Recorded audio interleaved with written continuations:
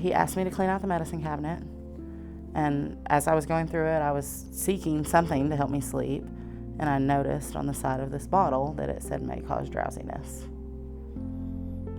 That's exactly what I was looking for. So I took one, and it helped, and then the next night I took another one, and then eventually when I went back to school, kids are mean, and for whatever reason they thought it was an appropriate place to bully a child about losing their mother when their mother had not even been gone 7 whole days yet.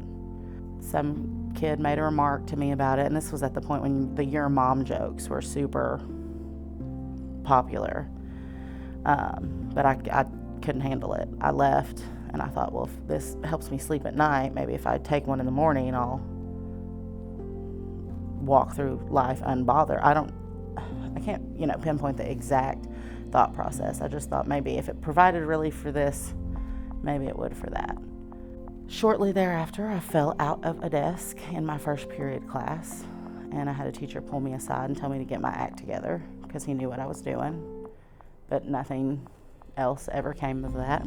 So then I just started waiting until after that class. And then a friend, and I'll use that term very loosely, saw me take one and was like, "You're not doing that right." Took me to the restroom, showed me how to crush it up, and then snort it. Then at the end of my senior year, I got pregnant, and I had a miscarriage. They told me that I'd never be able to have children. And that was all I wanted, was to be a mom, to be like my mom, because she was a saint, the best person I've ever known. And that kind of spiraled me back into it. The boy I was dating at the time, his parents were heavily involved in trafficking to and from Florida. And so that gave me easy access to it, and I leaned right in.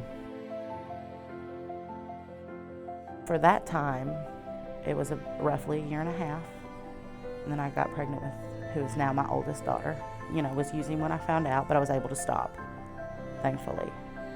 I had her. She was beautiful and perfect, and I had an aunt that had stepped kind of into the mothering position when my mom passed. Not overstepped, but just tried to be there for the things that my papa couldn't navigate. She got diagnosed with ovarian cancer that year, and 2 days after Mackenzie's first birthday, she died.